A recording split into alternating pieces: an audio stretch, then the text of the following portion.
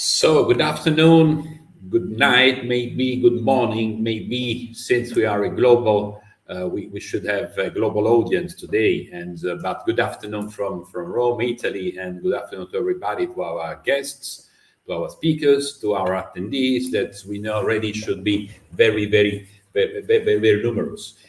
So my name is Gianfrancesco Rizzuti. I am the Chief Operating Officer of the Italian financing organization, which is the so-called Bank Insurance and Finance Federation, and we are part of the Italian network for sustainable finance, which is named Its Generation Italy, and together with Borsa Italiana and Forum per la Finanza Sostenibile. And we are very pleased to start today. We hope a lively discussion on sustaining the transition. And the title of the today webinar is Financing the Sustainable Transition, Engaging Institutional and Retail Investors through Financial Innovation. So I'm pretty sure that all of you know very much what we are dealing with today.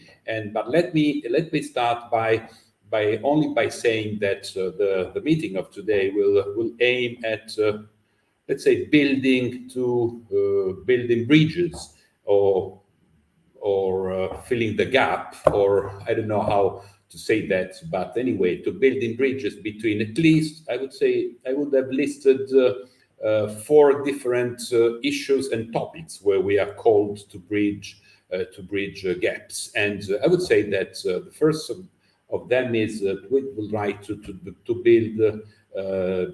build bridges in concerning financial innovation between big corporations and small and medium enterprises, which is already an issue. A second one is, of course, and the title is quite explanatory, we would like to build bridges between retail investment and institutional investors. And we also like to build bridges between investors and companies, such as big corporations, but also small and medium enterprises. And last but not least, of course, we would like to build bridges between the domestic market and the global one. And well, I would say that these 4 main challenges are also the challenges of the federation I'm talking on behalf of, and which is the Italian Banking, Insurance and Finance Federation. So there are at least 4 fields that we are going to cope with today. And let me start introducing the first guest speaker regarding exactly the gap and the differences and the best practice at both the local and domestic level and the global and international one, who's Stephen Nolan. Stephen Nolan is the managing director of the Financial Center for Sustainability, which is a global organization. He's going to introduce it, of course, now, his organization. And of course, we are, as the Generation Italy, we are a part of this global network. Stephen, the floor is yours. Great, thank you, sir, and thank you very much for having me here with you today. What is a very exciting event, especially when we have COP28 and the UNFCCC climate talks coming up next week in Dubai, UAE. So, as mentioned, my name is Stephen Nolan. I'm the Managing Director of United Nations Development Programme Financial Centres for Sustainability, or FCFRES. It's a network of 41 financial centres around the world, all working together on the climate and sustainable finance agenda. Hence why I'm thrilled to be with you today. And obviously Italy is a founding member of FCFRES, and indeed the concept for FCFRES came from a previous Italian G7 presidency, where financial ministers and environment ministers got together and really said, how do we unlock capital in support of what was then the green finance agenda, now the broader sustainable finance agenda. And the takeaway was that we need financial centers where so much of banking, asset management, stock exchange, policy, regulatory, academia, investment management, funds, as insurance, all takes place, to say, under one roof. We need to mobilize financial centers in support of this agenda. And I suppose a key thing that the G7 ministers then agreed was it should not only be limited to G7 financial centers, hence the reason why today we've got 41 financial centers from all over the world. And I'm delighted to be here with you today in the Italian representative to FCFRES, And of course, we also have a Rwandan member as well. Kigali International Financial Center is on the webinar today. So as I said, grown from 11 members initially to 41 now. We just had the AGM in Dublin a few weeks ago, and our colleagues from Italy were good enough to join us. I suppose if you look at the key challenges that financial centers are encountering in the whole area of sustainable finance and supporting their transition, and it doesn't really matter where you are as a financial center, a lot of these challenges are similar. And first and foremost is a whole challenge around the talent agenda. How do we upskill finance sector professionals, policymakers, regulators, and within the financial center, bankers, insurance, and so on, in the whole area of sustainable finance? So there is an international war on talent, or war for talent, in the area of sustainable finance going on right now across the main financial institutions, financial centers, because there are not enough people who are upskilled in this area. And that, in effect, is holding back the work and the scaling that we require to see in terms of products and services in the area of sustainable finance. So a lot of countries, a lot of centers, including our colleagues in Italy, are obviously now supporting the whole area of talent development and looking at different programs. Our member in Dublin, Ireland, has created an initiative that has upskilled over 3,000 Irish located financial professionals in areas such as taxonomies, the CSRD, and so on. And that's now getting rolled out. And I believe in COP28 next week, there'll be a new initiative for emerging and development economies in the whole area of talent development will also be announced, which is quite exciting. The second part is obviously around data and how can we, there's a lack of data, again, like a lack of talent, but it's getting better in the whole data area, but more needs to be done. How can we actually support the professionals, the policymakers, the regulators in their shift and as they try and scale up this agenda, given there's not a lot of data at the moment. But as I said, it is getting better from where we were a few years ago. Now, we're seeing more data in the whole area of climate, but now as the biodiversity finance agenda begins to really take off, there will obviously be challenges around that area as well. So data is that second challenge. We're also seeing at a global level, and this is a global webinar today, that there are different jurisdictions and different regions have got different taxonomies, different ways of dealing with this agenda. And you often hear from the market, is there a way where we may see conversions and consolidation around a lot of these topics? Europe has led on this agenda, taxonomy, SFDR, CSRD, International Platform for Sustainable Finance, the list goes on. And not all countries can adopt them in the way Europe has adopted them. But there is, as I said, a lot of activity going on. So we are beginning to see that conversions, or we will begin to see conversions around policy and regulatory action in the G20, the G7, and these different fora are all working together to see what can happen there. In the area of standard disclosures and reporting standardization, we obviously have the International Sustainable Standards Board has come out, and that work is aligned with the EU CSRD. And as I mentioned, you're seeing talent, data, and then a whole legislation perspective as well. If you look at it from a financial centers for sustainability perspective, bringing all those elements together, the talent, the data, and enabling legislation environment, no matter what jurisdiction you are in, we know there is no shortage of capital in the world right now. The world has never had so much capital, but how do we get that capital to pivot towards this agenda that we're talking about today, which we need to do at scale and with a sense of urgency? And hopefully, again, that comes out with COP28 next weekend, with 28 next week. Of course, we need to see more products. We need to see more instruments that are available to people in the market, but also retail, at the retail level as well, that an ordinary person can walk in off the street and either invest in their pension fund or invest in a product that supports this whole agenda. And one of the key things in the description that I saw of this agenda today is the whole area about SMEs. At least at the European level, where I'm based and I can talk the most, the lifeblood of the European economy are SMEs. So how do we support SMEs in their transition? As they are the banks that maybe bank them, look for more information from them around disclosures and scope 1, scope 2, scope 3. The insurance firms look more for the information as they become more and more regulated. How do we support SMEs that they're not left behind and that they can be supported to develop new products and services that are maybe at a tech level and they're financed to do that?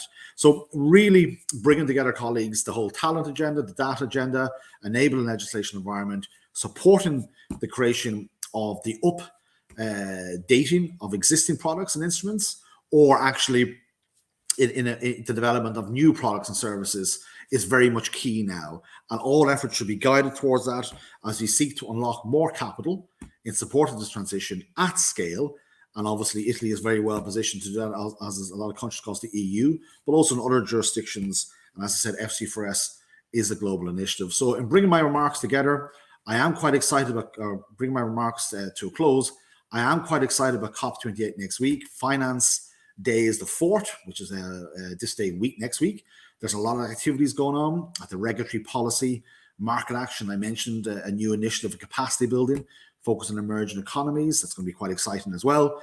But at the end of the day, when everybody goes home, we in the financial centers need to continue on a day-to-day basis to try and scale up what we're doing, build out the talent, understand where the data is, develop those data roadmaps, ensure legislation and regulatory action is best practice to allow us to innovate more and at a faster pace. Because we do talk about 2030, we do talk about 2050 in terms of net zero plans, but if you're an investor and you're investing in, say, renewables or infrastructure, you can't start on the 1st of January 2030.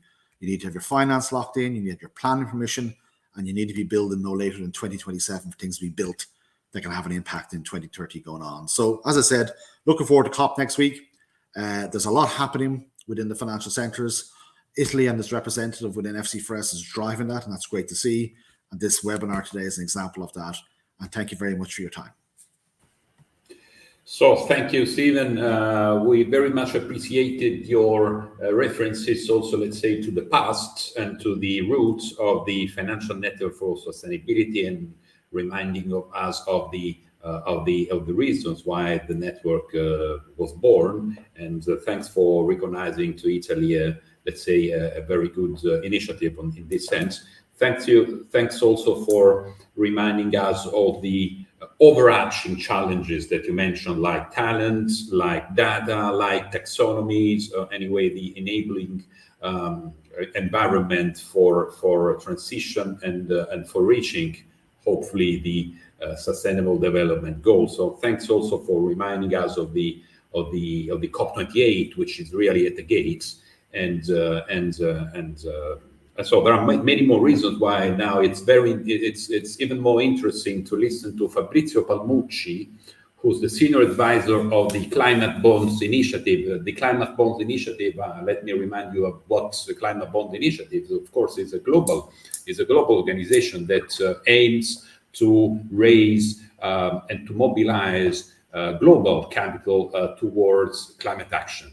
So Fabrizio has also looked after and followed the research that he conducted for the UN CFO Coalition for SDGs. So Fabrizio, the floor is yours. Let me also greet all our attendees and guests, because after me there will be a very, very interesting roundtable, which is run and managed by Patrizia Celia, head of large caps, investment vehicles and sustainable finance partnership of the Italian Stock Exchange, that I remember again is the second partner of our national platform for sustainable finance, together with the Forum for Finanza Sostenibile, that I warmly thanks, because we arranged this webinar within the SRI weeks that are organized and promoted by the forum. Thank you very much, and maybe we'll see afterwards.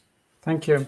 Well, thank you very much for the introduction, and really, really great to be here to talk about something really important. I mean, Stephen mentioned how we redirect capital towards sustainable outcome, and that was actually the genesis of this piece of work, focusing on the CFO, how CFOs can do that. And they're actually really at a very important position.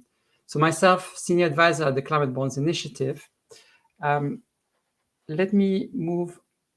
So I've done in the last 12 months, actually more, 15 months, really exciting research, talking to CFOs of companies, in total, companies worth $1 trillion market cap. It was all about how do those CFOs include climate in their strategy.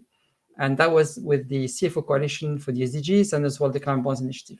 But before I go into that, let me tell you a story. What happened during one of those interviews. As I said, it was about 50 interviews where I had loads of questions. You have the barcode there, which links to the report. It's about 20 pages. At the end of the report, actually, there's a page with all the questions, about 20 questions. What were the difficult conversations? Who is leading the transition within your company?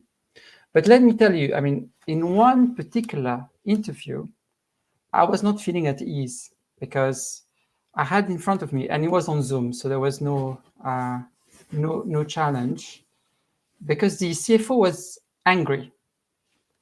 And I couldn't really understand why, because perhaps it was my questions, or it was not really that. And that, anger came out after about 15 minutes. And the CFO told me this: do you know, Fabrizio, people have to understand that ESG is money. And I was like, okay.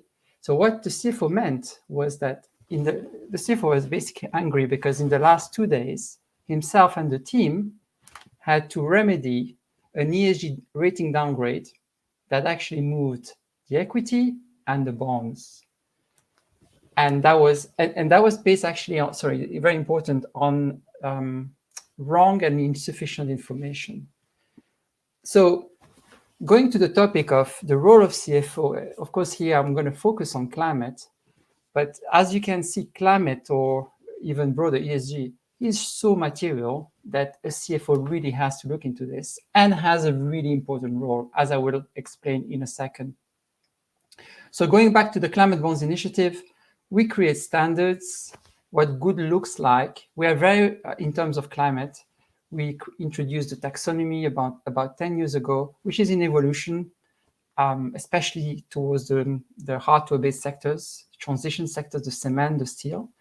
And with that standard, about 300 billions of green bonds, SLBs, are actually certified by climate bonds.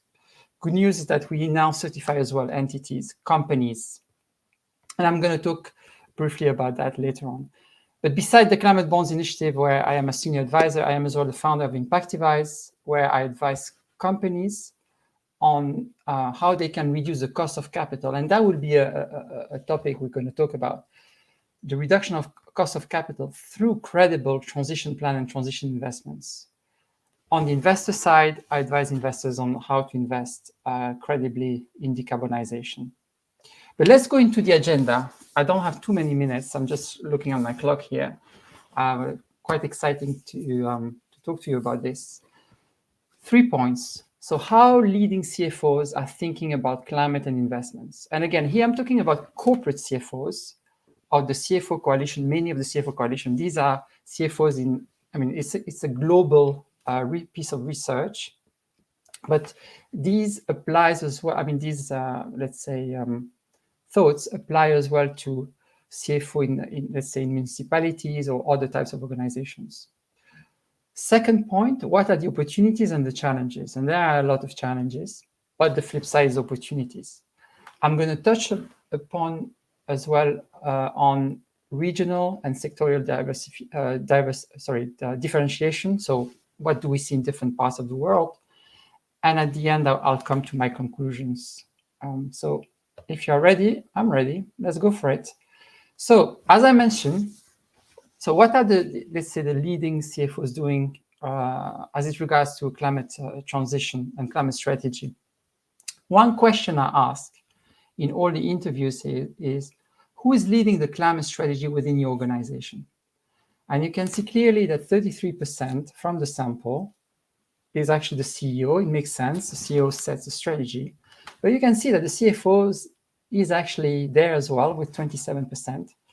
And this is related mostly, I can give you the insight, to the financial instruments that are underpinning, that the company is actually using in the market, sustainable finance instrument, and we'll go into that in a sec. Then you have the board, the C-suite, and sustainability team. So the CFO is in there as a key stakeholder for climate and strategy. Second question, where I'm going to give you some answers here. Did you know? So this is one of the questions I ask in every meeting. Did you know precisely, and precisely is a key word, how to get to the 2030 climate target when committing. All the companies that I interviewed, most of them have climate commitments. And a third of the CFOs are saying, yes, I know exactly how I'm going to finance it, the technology and everything. I'm going to get to 2030. The reality is that 2/3 is saying, well, you know, we have a plan, of course, and we think we can get there, but exactly how we're going to get there, there's lots of uncertainty. And so the key message here is that when we talk about climate, there's lots of uncertainty. It can be technology, it can be finance, it can be actually science to some extent. So this is something that CFOs have to be used to, and this is counterintuitive because obviously CFOs are very focused on precision. Now, we talk about an expanded role to the CFO, and actually Stephen mentioned the lack of talent, perhaps in sustainability. I can say in sustainable finance, I see it very clearly. But from a CFO perspective, the CFO have to extend their knowledge. And why climate is so important for the CFO? Well, there are three reasons why the CFO is a key person here. First, the CFO is steward of the business model. The CFO understands or is responsible for devising how the company is going to make money. And so if climate is disrupting, well, the company needs to take that into account. And there's plenty of examples that you can think of where the business model is being disrupted. So that's one reason. The second reason is that the CFO will set the rules for capital allocation, CapEx. So what is, good CapEx, not good CapEx? How do we invest as a company? And the flip side, the other side of it is fundraising. The CFO is really the person to face investors, and they better have a good story to investors. In fact, investors are always telling me the CFO is one of the best. There's an opportunity for CFOs really to articulate very well the transition plan in this case and how it's linked to finance. So this is a very important point. Third element is the reporting. So financial reporting and non-financial reporting are coming together. We heard about ESRS and CSRD, transition planning, TPT in the UK. So again, this is under the remit of the CFO, how the two, non-financial and financial, are actually coming together to have that clear story. So, however, there are challenges. The challenges that I saw and I discussed in the interviews were the biggest ones, and obviously more than that, but setting targets. So as I said, the companies I interviewed generally have climate strategies, and setting targets ambitious targets is in a sense, it's easy, but it's actually very difficult. What is really difficult is getting the organization aligned into that, because once again, if you are setting targets like a CFO with one of the purpose being finance, well, the business has to deliver, and how to align the business is a difficult exercise. But at the same time, it's an opportunity for the CFO. But I'll come back into that. Then the second one, I would say, is the elephant in the room. The transition will cost.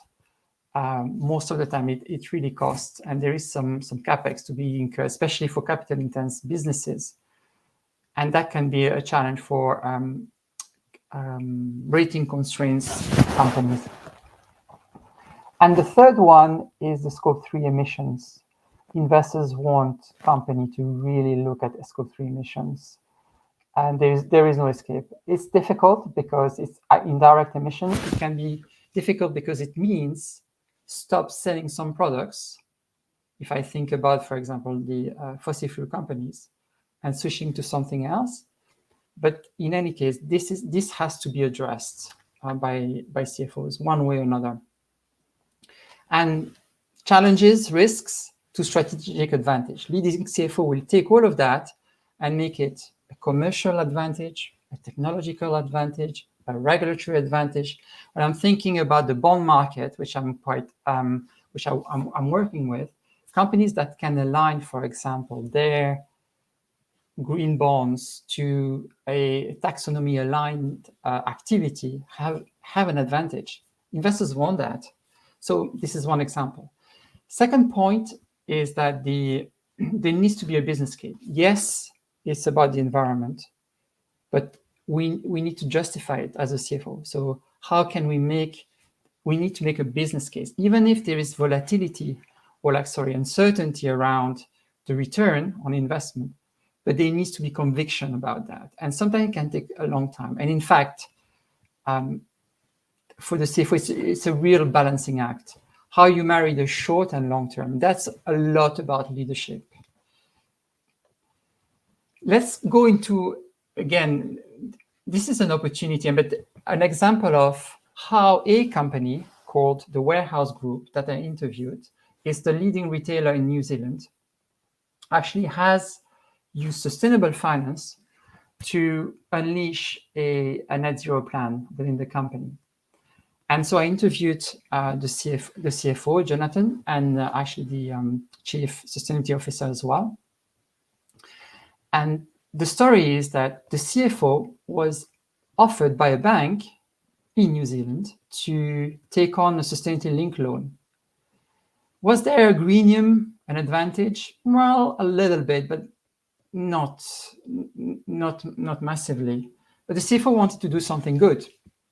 But the interesting bit is that once they took on the SLL, they had to report on it with KPIs. So they realized they had to upgrade the systems. They actually had to have a ESG committee to report on the SLL. So that was the primary objective of the ESG committee. But that then got extended as the CEO took it on further with a net zero plan, which now Warehouse Group has. So this is an example, and I had several that I can talk to you openly about with the name of the company, where sustainable finance is really triggering something here. And we'll talk about more instruments in a second. In fact, today I just published an article on green bonds versus SLBs, the perspective of the CFO. It's on my blog. You have the link there. I just published it today. And in those discussions with the CFOs, of course, we discussed this a lot in length because at the end, the CFO needs to issue or to raise capital, and those instruments are great instruments to do several things to really enhance reputation, if well done, potentially reduce the cost of capital, and to align as well the company, the stakeholders within the company to a goal, which is a climate goal, whether it's for a green bond, then an SLB, which an SLB can be a bit more strategic because it links to the strategy of the company. My main message here for anyone is that do it, start. The best in class would use any of those opportunities to really advance the agenda. And those instruments are there. There's pros and cons. Green bonds are really established. SLBs are actually at a moment of truth at the moment, but it's really important to take advantage of those instruments. Let me finish off now with some regional and sector differentiation considerations, and then we go to the conclusion, which is what is the next step for all of that. So in terms of regional and sector differentiation, I did see a clear difference between the carbon-intense businesses versus the others. Carbon-intense businesses are under scrutiny. I'm talking about cement, steel, chemicals, but they know that, and they're really working on it. At the same time, I actually, when I started this interview, I didn't think, say, a service company would tell me something really interesting, but actually, service companies can be very powerful as well through their climate strategy. They can, so if you are a service company, you buy computers, anyone buy computers? Well, you can control the computers that you buy. And if you are a huge service company, you can have a big impact through your Scope 3 emission strategy. And this is something which is quite interesting, and it's in the paper. You have some case studies there. The second point here that you can see is the EM versus DM. Clearly, I mean, EM companies have a different starting point and need somehow some kind of different treatment. I can see within the NGO community that there is that discussion going on. A lot of discussions with some of those CFOs in EM were about the role of development banks and to bridge that gap. I personally work with some of them. They're doing great work, but there's a lot more needs to be done. So this is work in progress. But of course, we have to recognize that EM companies have a different starting point and different context. Last one, very briefly, the US. We all hear about the ESG backlash. I can tell you, in my conversations were about business, okay? So if you're a cement company and you operate in the US, you know that the banks are tightening criteria for lending. So you need to reduce your emissions. So US companies, the same as European companies, and obviously at different degrees and it's with different themes, but they have to do something. So for me, again, that climate question, it's about business, and that's important to understand. Let me come to my conclusion here. I talked about the instruments that are an opportunity, but what the CFOs are telling me, yes, but I don't want to be just an issuer of green bond. I want to be a green company. And why is that? Well, very clearly, those companies want to command a greenium, a lower cost of capital, because they're doing the right thing. But that requires investors to recognize this, very important rating agencies, and it's coming. I can see it coming. So this is good news. But we're still at the early stages. How do you define what good looks like for a company A versus a company B? And the regulation is coming as well. As we discussed, transition plans are being mandated. So I'm quite confident about that. The outcome of this is what? Is more investments towards climate-aligned activities, and as well recognizing the leaders, the companies who are really transitioning versus those who are lagging. And with that, it reduces the cost of capital for those, let's say, virtuous CFOs. That would be my conclusion. Thank you very much for your attention. I'll be there for the Q&A. Here's my address. And once again, please download the research if you have interest. Thank you very much.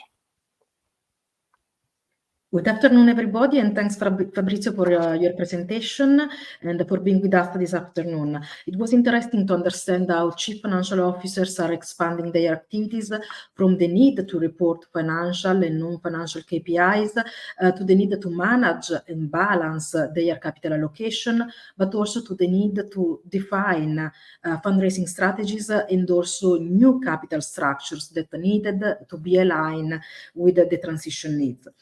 As already mentioned by Fabrizio, essentially CFOs are coping with challenges, but also are driving new opportunities and represent a sort of stewards of business models and are transforming companies from issuers of green, social, and sustainable bond into sustainable companies.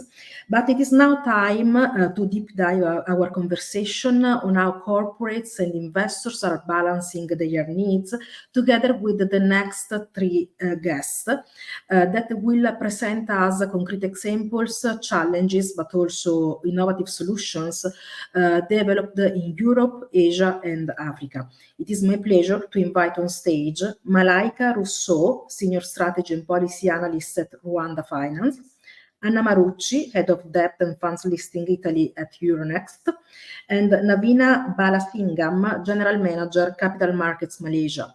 Unfortunately, Navina is not able to join us live, but we recorded her contribution and we will show it in a few seconds. Thanks, Malaika, and thanks, Anna, for being with us today. I would like to remind our guests that there is the possibility to make questions, so please feel free to use the facility available on the platform, and together with Anna and Malaika and also with Fabrizio, we will be delighted to answer to your questions. Let's start. My name is Patrizia Celia. I'm an executive member of ES Generation Italy and also head of large cap investment vehicles and sustainable finance partnership at Borsa Italiana. Borsa Italiana is part of Euronext. Euronext is the most important pan-European financial market infrastructure here in Europe. And we are educating corporates, investors, and intermediaries in their journey, supporting their journey on ESG investing and ESG financing. So it is a pleasure to be here this afternoon to discuss how global investors are supporting the transition to a sustainable economy. On one side, protecting their portfolios against downside environmental, social, and governance risk, and on the other side, allocating capital to those issuers that are provided with competitive positionings, but also with skills that are requested to face challenges and also to drive opportunities. Issuers worldwide are answering to this challenging scenario, deploying investments, developing technologies, providing reskilling and upskilling plans, but also involving and educating the supply chains in their communities. But the route to net zero, as also mentioned by our previous guest, requires additional investments in new technologies and new solutions in terms of a financing tool, with the long-term strategies that must be combined with short-term concrete actions and capital allocations. On the other side, financing tools must be aligned to the strategic milestones, and also corporates must be ready to measure progress, to communicate material KPIs, to provide data, and also to engage with the financial community, from intermediaries to rating agencies, but also to institutional and to retail investors. So a global effort by corporates, investors, intermediaries, by the financial community in order to make additional finance available for the transitions. Let's start with Navina Balansingam, General Manager, Capital Markets Malaysia, who will drive us into the Malaysian sustainable finance journey, and then we will continue with Anna Marucci and Malaika Rousseau. Navina, and thanks for being with us today. Can you please introduce us to Capital Markets Malaysia and your activity in the region, please? Thank you. Good afternoon, Patrizia. I'm so happy to be here. So my name is Navina and I represent Capital Markets Malaysia, which is an affiliate of the Securities Commission Malaysia. And our role is CMM was set up to promote and profile the Malaysian capital market. And in doing so, we have help to support the development of our financial sector and capital market intermediaries in the space of ESG. And, as part of our deliverables and our commitment, we have 3 centers of excellence. One of it is the Malaysian Sustainable Finance Initiative, where we provide capacity building and market development for Malaysia's financial sector. Thanks a lot. And can you now please describe us the evolution of Southeast Asian financial landscape, and in particular your journey, so the Malaysian journey in terms of sustainable finance, from Islamic finance to innovative sustainable finance solution for corporates? Sure. So let me first start with the ASEAN story, and then I'll talk a little bit about Malaysia's journey and how Islamic finance has sort of shaped that. So ASEAN is presently the 5th largest economy globally, and is expected to become the 4th largest by 2050. And the ESG considerations that shape ASEAN are reflective of global ESG trends as well. But if I may, I thought maybe I would provide some background as to what is shaping sustainable finance across ASEAN countries, and to focus perhaps on the 6 of the larger economies which make up ASEAN, which is Malaysia, Indonesia, the Philippines, Singapore, Thailand, and Vietnam. So in terms of what is driving sustainable finance, the energy sector is the key driver of ASEAN sustainable bonds and sukuk, which comprises about almost half of bond issuances, sustainable bond issuances. And this is followed by green buildings, financing of green buildings, which makes up 10% of issuances, and then the transport sector, which makes up a further 9%. So all these sectors combined make up 68% of ASEAN total issuance of bonds and sukuk. All 6 of the ASEAN 6 countries are part of the Sustainable Stock Exchange Initiative, and all 6 of the ASEAN 6 stock exchanges require public listed companies to submit ESG disclosure information. Most of the ASEAN bourses have also launched sustainability equity indices. So, as a market, ASEAN is really gaining traction in the space. And in terms of sustainable finance, since the introduction of the ASEAN Green Bond Standards, the Social Bond Standards, and Sustainability Bond Standards, a total of $41 billion of bonds have been issued under these standards up to this year. In terms of some other key updates across ASEAN, all the countries have enhanced disclosure guidelines. Malaysia launched a voluntary carbon market. Indonesia has introduced a carbon tax. Singapore has various different ESG disclosure requirements. So across ASEAN, we're seeing that there's a lot of priority being placed in terms of disclosure and also supporting sustainable finance. So if I move to the second part of your question, which is on what has shaped Malaysia's journey.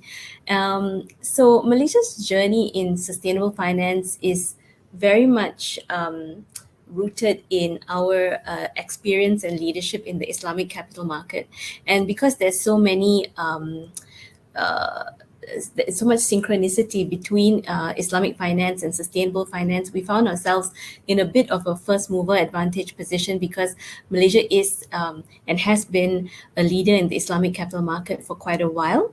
So in fact, I think we still probably have the largest share of sukuk outstanding. Sukuk is an Islamic bond.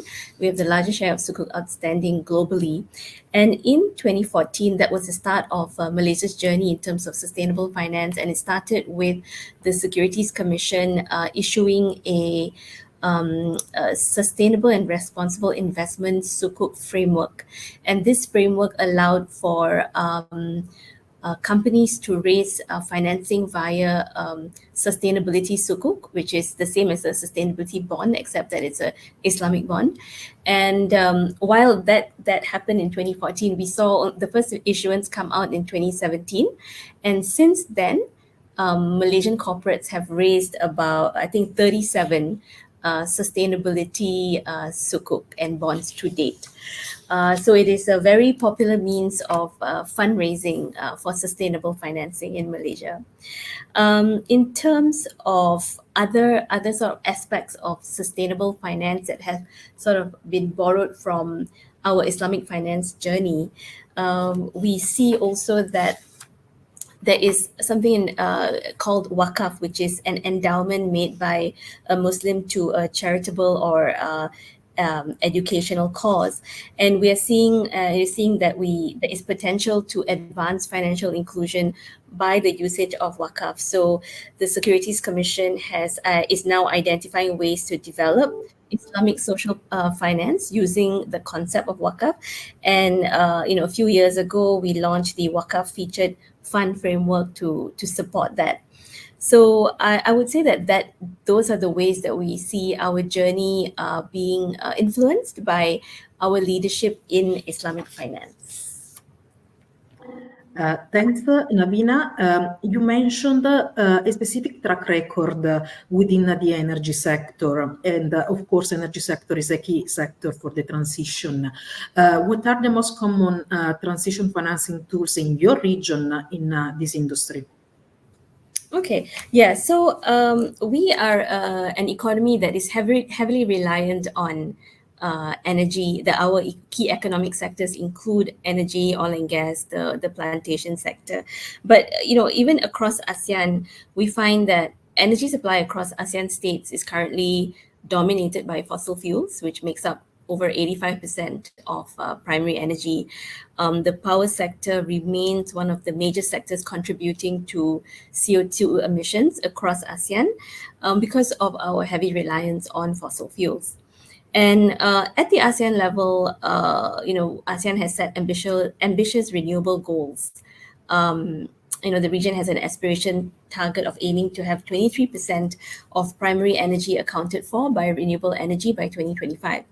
In Malaysia today, 25% of the country's energy supply comes from renewable sources, such as solar, hydro, biomass, and biogas. But the Malaysian government has made a commitment to source 31% of its power from renewables by 2025 and 40% by 2040. The government has also set quite an ambitious target to have renewable energy at 70% of installed capacity by 2050. And of course, all of this will require financing for us to transition. Recently, the government launched the National Energy Transition Roadmap, which anticipates that Malaysia will require an investment of 1.2 trillion to 1.3 trillion ringgit by 2050, based on the financial requisites.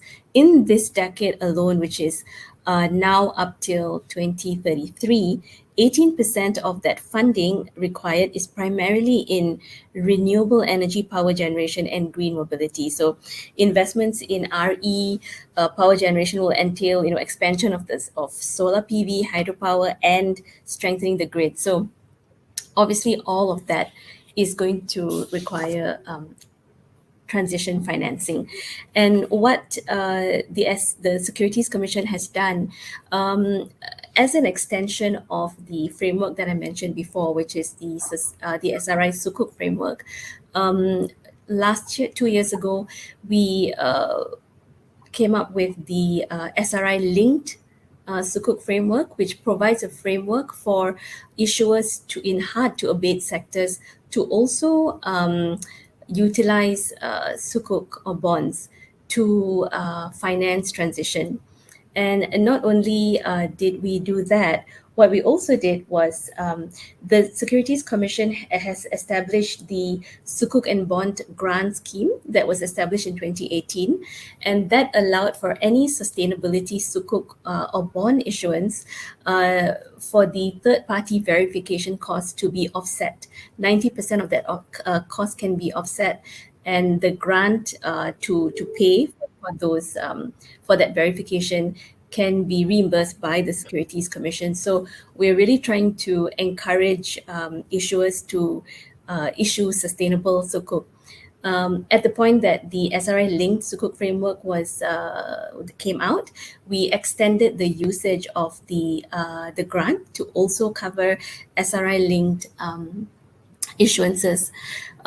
So the other thing that we're doing to encourage issuances is we realized a few years ago that unless our financial sector is comfortable and confident in financing new technologies that will help drive transition, this is not an area that is going to develop. And so in 2019, there was the convening of the Malaysian Green Financing Task Force that found that in order for us to really move ahead in terms of green financing, sustainable financing, transition finance, we really needed to educate the financial sector to make them more comfortable. And so as a result of this, Capital Markets Malaysia set up 3 centers of excellence. We run the Malaysian Sustainable Finance Initiative, the Center for Sustainable Corporations, and a sustainable investment platform, really to build capacity across the board for our financial sector intermediaries, our corporations who are essentially the issuers, and the investors, the asset owners and asset managers. And in the next 2 years, we're very much focusing on helping the financial sector understand how to finance transition, a few things that have come up on our radar and that we're focusing on. First is, of course, helping them to measure financed emissions, also to really do a deep dive into understanding new technologies, CCUS, hydrogen, for example. So this is what we're doing to support the journey. Thanks a lot, Navina. SMEs play a strategic role as well, in particular when they are part of supply chains. And SMEs usually face difficulties everywhere in the world to access capital. Which difficulties do SMEs face in your region in accessing capital markets, and which expectation do you have for the future? Okay, so SMEs is really an area really important for the Malaysian economy. So 97% of businesses based in Malaysia are small to medium enterprises, and they make up 30% of GDP. So they are very, very important to the country. And I think so. There's two things that we look at. Number one is how to help them finance transition, how to become more sustainable, and how to help them on that journey. So in that, within the capital markets, the two key financing tools that we have we've developed since 2014 is the equity crowdfunding model and the peer-to-peer finance model. And we've seen very encouraging response from our SMEs in terms of take up of that. So to date, since inception, over 7,000 MSMEs have raised 4.4 billion ringgit on these platforms. And what we're finding lately is there are a lot of green companies that are wanting to transition, that are also taking this up. And to encourage this, the government, along with the Securities Commission, have set up a co-investment fund where with a 4-to-1 ratio, which will allow the government to also co-invest along with private investors in ECF and P2P. On the other side, what we're finding is there is a need, particularly in countries like Malaysia, where SMEs form the supply chains of large multinational companies. SMEs are now being asked to disclose in terms of ESG. And from the work that we've been doing with our SMEs, what we're finding is that they are very inundated with all of the various frameworks that are out there. So, they are being asked to look at GRI, TCFD, now ISSB, GHG protocol. And what we have done to simplify and to help our SMEs to report on disclosures is Capital Markets Malaysia recently launched a simplified ESG disclosure guide, which sort of curates all of these various frameworks, the key frameworks. We've also included disclosure requirements of banks. So in Malaysia, banks have already started to ask SMEs for ESG data to support sustainable financing products, and also disclosure questionnaires by multinational companies who have set net zero targets and require data from the SMEs in order to report on scope 3 emissions. We have gathered all of that data. We have simplified the language. We've made sure that whatever we put into this guidance is what is being asked for by the various frameworks. And we recently launched, it's 35 disclosures that we are put forth to the SMEs, and everything about it is simple. The language is simpler. We've simplified the disclosures themselves. So we launched an SEDG. It's called the SEDG, the framework, and we launched an adopter program recently, and very happy to see that many SMEs have found this tool to be useful. So that's one thing that we're doing specifically to support the SMEs. Really interesting, Navina. Thanks again for your availability and for your deep dive, even if short, for the Malaysian experience.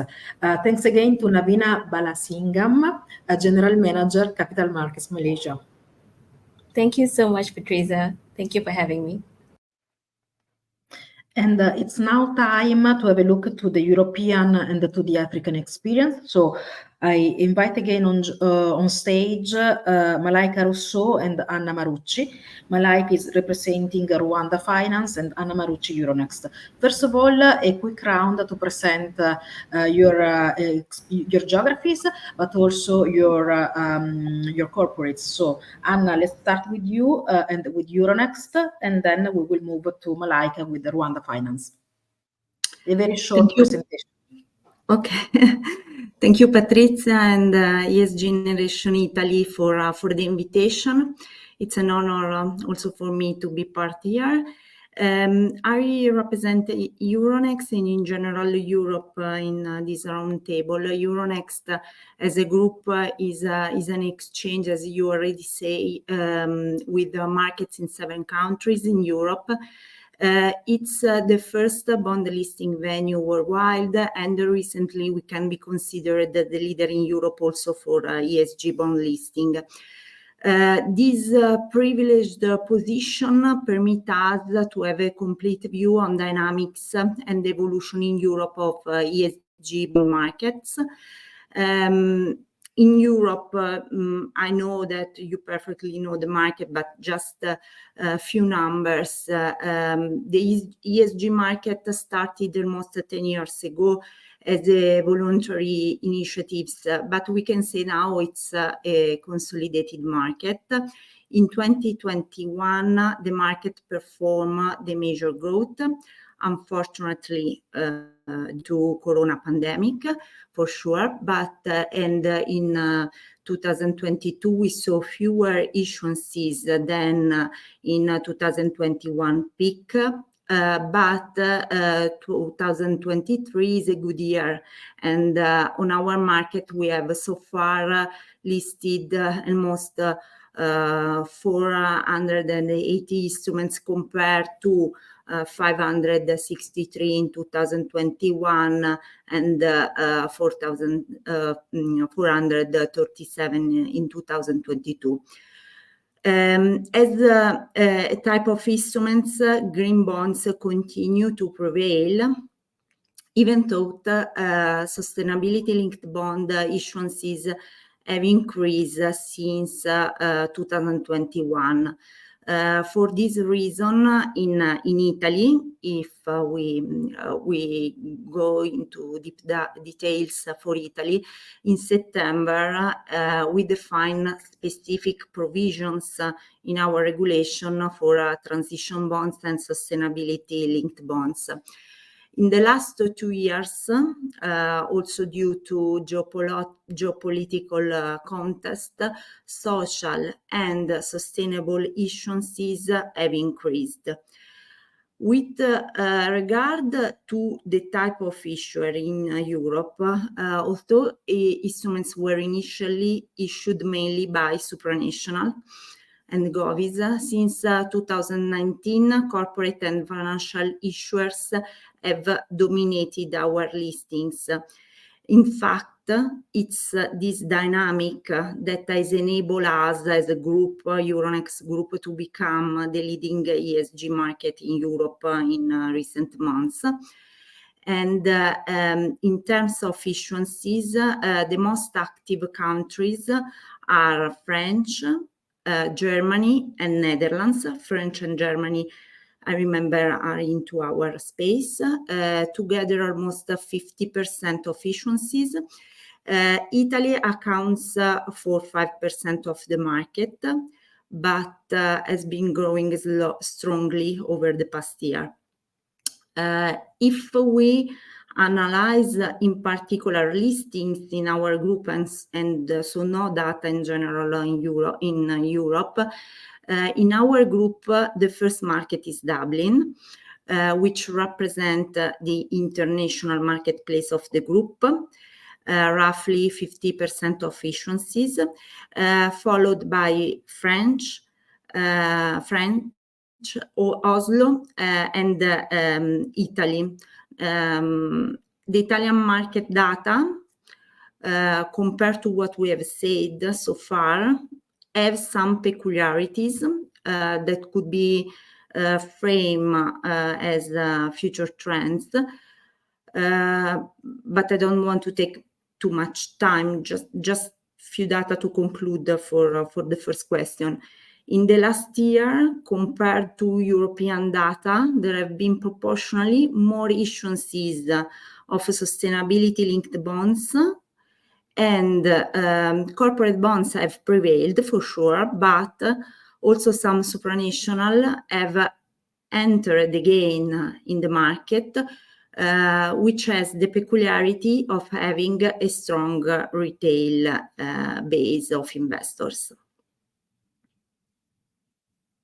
Thanks, Anna. Thanks. Two different starting points. If we compare Malaysia and Europe, a different starting point, of course, for Malaysia with their Islamic experience, but essentially the same journey from a project bond, so SRI Sukuk bonds for Malaysia, or green social and sustainable bond for Europe, to SRI linked, sustainability linked transition bond, essentially. And on the other side, again, a focus on corporates, with corporates arrived on the market and started to use more bonds to finance their transition. But again, with the switch from a project bond to sustainability linked and transition bond, again, a switch from the financing instruments to the corporate strategy.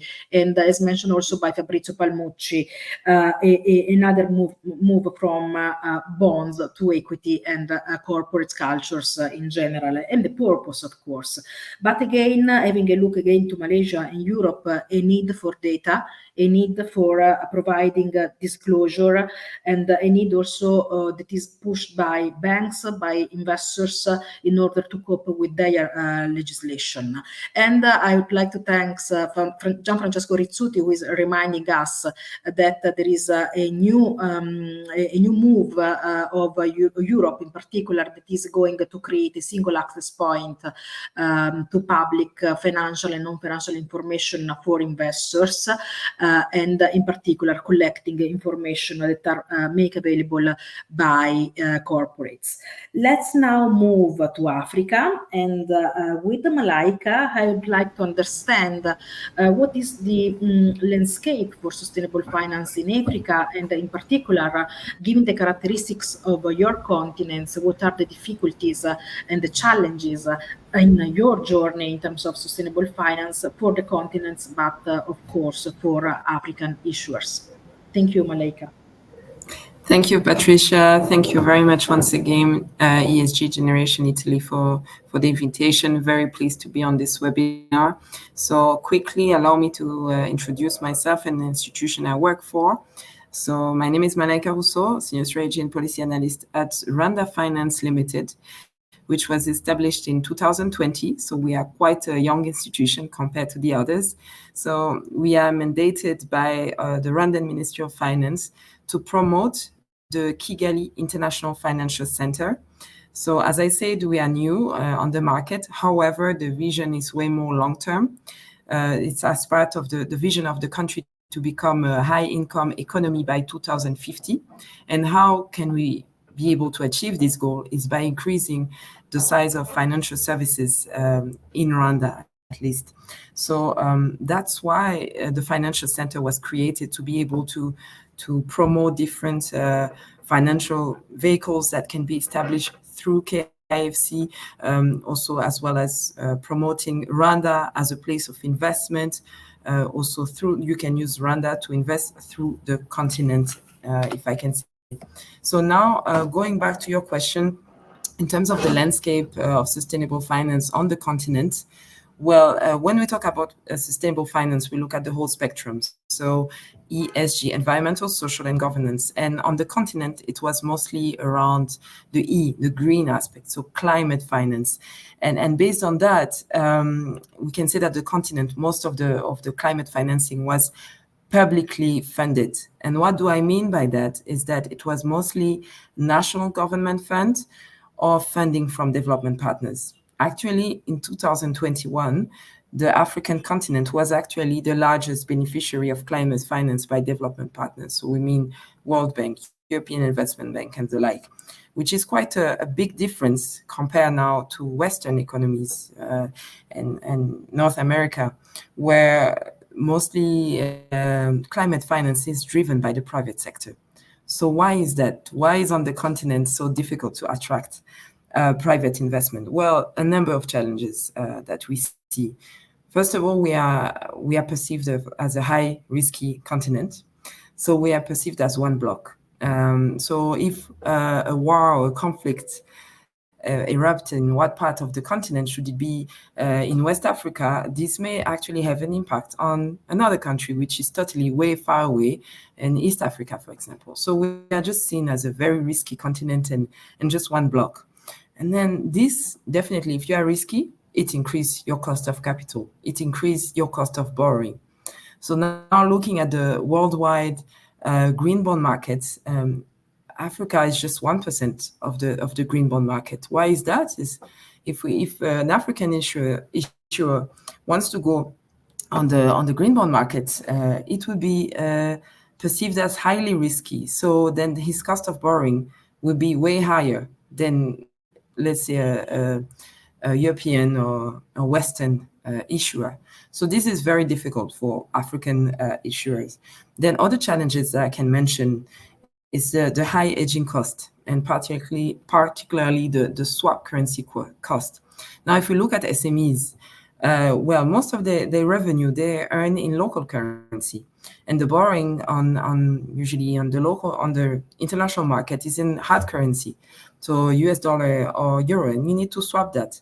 And there are very few instruments available on the African continent to still make it affordable. So, for example, if we look at the London market, we have only a swap window with a national bank. That's it. We have no other option. So, and this also comes with a cost. And also the lack of availability of patient capital. So we look at equity funds, venture capital funds. Again, the number of deals on the African continent is the lowest compared to the rest of the world. Then it's actually also linked to the pipeline. We have projects, we have ideas, definitely, but sometimes the way it's structured and the criteria that I requested are very difficult for African issuers to comply with. If now, let's say, we want to issue a green bond, then if the country does not have a taxonomy, for example, of course you can issue a green bond if it is not taxonomy related, but the cost might be a bit higher, or they may be like, the investor may perceive, or would there be a risk of greenwashing? And now if we borrow another currency from, let's say, the EU taxonomy, then which is not applied to the continent, or an issuer which is in a country on the continent, it may be very difficult to comply. So as I said, there is a need to change this paradigm. We cannot just continue to be dependent on development partners' funding. So that's what in Rwanda, what we're trying to do is really to build the green architecture, if I can say, the regulation. What do I mean by that? Is, for example, we are working on green bond guidelines that will be issued by our local stock exchange, but also ESG regulation guidelines by our national bank. And most importantly, we are working on national green taxonomy that will be available for public consultation at COP28. And on December 2nd, actually, I invite members of the audience, if they wish to be part of this event, it will be at the Rwanda Pavilion. So, and actually, it will be the second on the continent after South Africa to have a national taxonomy. So that's what I can say on how we're trying to do in Rwanda to reverse this paradigm, if I can say. Thanks a lot, Malaika. Really a difficult situation because you need to balance from one point of view the higher cost of capital in terms of debt, and on the other side, if we look to patient capital, in particular to equity, the difficulties to create and to have also a bigger market, local market in terms of equity, both in terms of private markets and in terms of a public market. So I need to change the paradigm, as you mentioned, in order to reduce the dependency from public funds. I would like to come back to Anna, and in particular, Anna, to the recent experiences in the last 2 years. Because in Europe, and in particular in Italy, we saw, first of all, the contribution of retail investors with a couple of very large issuers that addressed their offering also to retail investors, and on the other side also experiences to support SMEs financing. Can you please drive us into these two experiences? Yes, thanks. I will be more focused in this question on Italian market because, of course, my experience is on Italian market mainly. And as said before, just to give some ideas, Italian market in Europe is considered one of the most retail market. So we have a very strong private investor base. Italian markets, just to say, have an average ticket between 20,000-30,000 euros. In this interest rate context and considering the strong appetite of Italian retail investors for fixed income markets this year, we featured, as you mentioned, some successful ESG issuances. In particular, we have had 3 issuances, very important. One is the Eni sustainability linked bond, Maire, and recently also World Bank. That could be a bridge to my colleague in the panel. All of them are general purpose bonds under sustainability framework. Just to underline the fact that in Italy the sustainability linked bond is very important. And the first bond raised over 2 billion euros in February, and had the structure similar of other Eni's sustainability-linked bond aimed at institutional investors. It's a 5 years fixed rate bond, SDG linked. The coupon could increase in the last coupon period if KPIs already defined will not be reached. And another issuances for retail investors was Maire. Maire fixed coupon, 5 year, and also SDG linked, was distributed through the trading platform to MOT in October, and raised the maximum offered amount of 200 million euros in only 4 minutes. Consider that the marginal request not satisfied pushed the price more than 100% on secondary market in the following days, even if the macroeconomic uncertainty in October due to Middle East crisis. These issuances has the aim to finance the transition plan, and the peculiarity in this case is that the KPIs are linked to the reduction of gas emission. One KPI in terms of scope 1 and 2, and the second KPI on scope 3. So the importance also of the supply chain. But lastly, on 17 November, we welcome back a World Bank retail bond of 60 million euros aimed to retail investors. The objective is to contribute to finance the Sustainable Development Bonds framework in developing countries. So in this case, the retail investors, Italian retail investors, was called to contribute to social projects in other countries. What can we understand from this experience? For sure that also private investors, retails, could be interested to contribute to finance a transition or for social project. And this could be an opportunity to enlarge the base of investors also for the coming months and to accelerate transition or social topics. Another trend, as you mentioned, is the increase of private placement to finance transition, in particular for SMEs. We have already said that an effective transition also for big companies could be reached only if also the entire supply chain support, and in particular only if SMEs can do this journey in an effective way.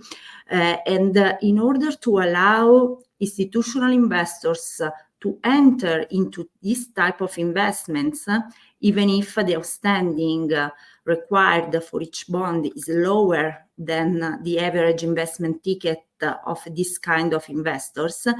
In Italy, several banks, sometimes supported by CDP and MCC, that are public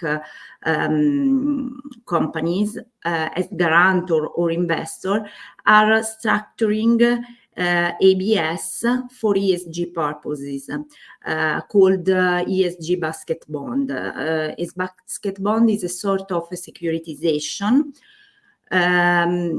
with as underlying several mini bonds that in Italy we call mini bonds, less than 30 million euros, issued by generally unlisted companies or SMEs.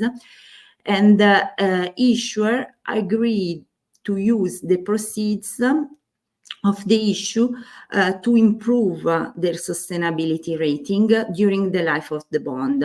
So this kind of instrument has two aims in particular. The first is to give to raise funds for SMEs, for sure, for the journey of transition, but the other is also to permit SMEs to familiarize with ESG ratings, targets, and put sustainability targets in their agenda. Okay, thanks, Anna. In the recent years, we saw a mix of innovation. First of all, innovation in terms of mixing retail and institutional investors, innovation in terms of technological innovation using the market platform, the fixed income market platform, in order to distribute bonds in their first issuances, and also innovation for SMEs with private placements, but also with the securitization of mini bonds, giving therefore the possibility to SMEs to access investors despite the low size of each specific bond, but thanks to the grouping activities done by the basket bond model. So thanks again to Anna Marucci for Europe, and now back to Malaika. What are the possible developments that we can see in Africa? Thank you very much, Patricia. So, well, as you correctly mentioned, in the recent years, there have been a huge trend to include sustainability into financial decision and investment decision, and this trend will not stop for sure. definitely ESG is here to stay. So allow me to talk about Rwanda again, because the continent is huge and we are not the same. So looking at Rwanda, we are a very small country. To give you an example, we are almost the size of Belgium, if not slightly smaller. So we need to be able to be competitive compared to larger economies in the region. So if I mention, for example, Kenya, which is often seen as one of the most advanced country in East Africa in terms of ESG investment. So how can we become competitive? That's why we're trying to position ourselves as a country to facilitate more investments in the country. And how? By improving the transparency. So as I mentioned, there was a number of regulation that is currently being worked on and that will be in place next year. So should it be the taxonomy, the disclosure guideline, but we're also working on a green exchange, which is really new for Rwanda and one of the first in East Africa. So also we have all this work is also done in parallel with some success stories that I would like to mention. For example, we had our first sustainability-linked bond, which is the first in East Africa again by the Development Bank of Rwanda. And all of that is being done in parallel as a different work we are doing. So all this activity can be grouped under the Rwanda Sustainable Finance Roadmap, which is a 10-year strategy that we have. And it's really how to become competitive from the regulation, but also the talent side. How can we attract talent? How can we upskill our current talent to become more ESG aware and be more competitive again on the whole continent, but even worldwide? So that's what really one can expect in terms of future developments in Rwanda, if I can say. Thank you. Okay, thanks a lot. We have a question from the audience, and I would like to address this question to you, Malaika, and also to Fabrizio Palmucci, because the question is about emerging countries, and in particular, how to incentivize investors to finance the transition in emerging countries by confronting a framework that needs harmonization, for example, in terms of taxonomies. We will start with Malaika and then to Fabrizio. Sure. Thank you very much for this question. So actually, you're right. There are around 21 different taxonomies in the world. There are a lot of ESG regulation and standards and guidelines that comes up. So we need to harmonize. So that's why in Rwanda, we try to, with the green taxonomy that we are developing, to really ensure that our taxonomy is interoperable. What do we mean by that? Is linked to major taxonomy like the EU taxonomy, for example, but at the same time contextualize to the realities in Rwanda. So actually the EU taxonomy is seen as really the anchor of most taxonomy that is happening in the world, because after CBI, that was one of the most used in the world. So that's why we actually did a lot of make sure that it's quite aligned, if I can say. So I think one based on that, I would say one is the transparency. Transparency, harmonization, that's for sure a way you can unlock capital, because you need to avoid greenwashing. What is green in Rwanda may not be the same in another country, but at the same time, you need to harmonize. Then another aspect, at least in Rwanda, is definitely pipeline. We often hear, okay, we want to invest in your country, but where are the projects? Where should we invest? So there is a way, we believe, with the regulation in place, we can make sure that whoever invests in Rwanda will not be called as greenwashing. It will be able to claim the asset as green because it's actually linked to the EU taxonomy, but at the same time, trying to bring visibility of those projects and structure them, which is close to what are the criteria that the investors are looking at in terms of ESG projects. So I think those two aspects, improving transparency and working on the pipeline. Fabrizio? Yeah, I would just add a little bit. Of course, I mean, with Climate Bonds Initiative, we work with Rwandan colleagues and on many taxonomies globally. Alignment is so important, because otherwise it's I mean, taxonomy and bonds, if you think about it, it's all about scale. And we want a bond issued in Rwanda being aligned to a taxonomy, which means that a European investor can classify this as Article 9, for example. So this is one way that you can alignment taxonomy is super important, higher in the agenda of the Climate Bonds Initiative. But I would like to highlight a couple of other things. There are some other initiatives trying to give guarantees to some of the countries, so some countries, for example, in Africa, to issue debt at a higher investment grade rating. So that's another thing that I would highlight. I think the drawback of those guarantees, and I got some local people telling, I actually initially thought this is actually the solution, right? Because at the end, it's a bond, or let's say a financial instrument. You have the credit quality that is related to the rating. So if you are in Africa, and of course the ratings of African countries generally is lower, you can't be triple B, you can't be triple A. It's really difficult. So if you can have a mechanism to upgrade that, I thought would be a solution. I think it's part of the solution, but at the same time, it's a little bit, let's say corporates in Rwanda or in other parts of the world have to be able to issue by themselves. Otherwise, it's not actually that sustainable. So for me, a key element, and that's I'm talking about Fabrizio and my own experience, is the development of the local capital markets, because you want to have the insurance, you want to have the pension fund that can and have to actually invest in local currency.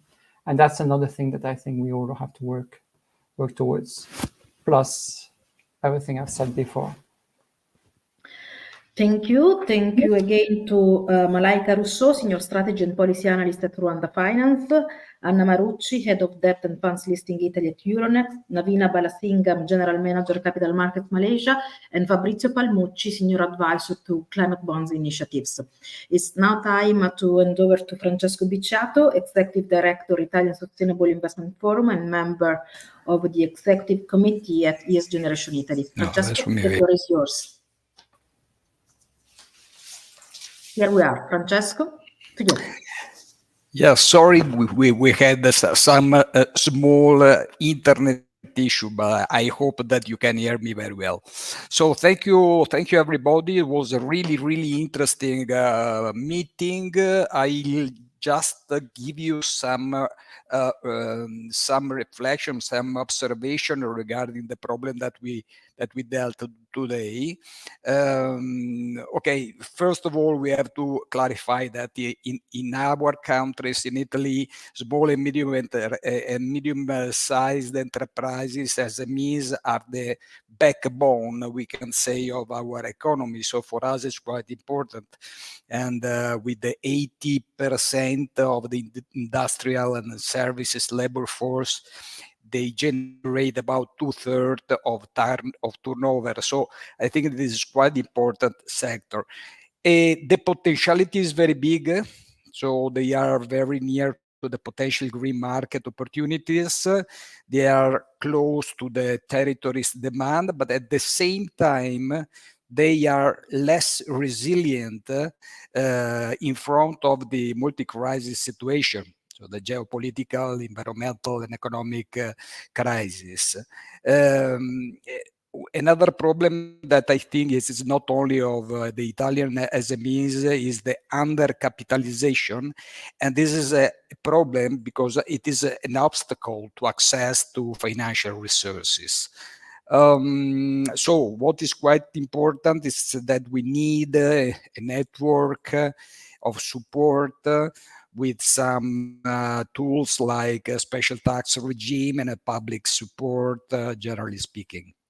At the same time, sustainability could be a competitive factor and can bring reputational advantages. For our research that we recently moved here in Italy, we noticed this one. I mean that there is less attitude to sustainable development, generally speaking, but at the same time, they identify innovation as a competitive factor, and they are very interesting to develop this kind of issue. When we talk about innovation, we are talking about technology innovation, but also social innovation. I mean that in this case, of course, we have to take into account and be careful of the digital divide. That could be one of the consequences of inequality in technology development. But I think that is something that government has to manage in order to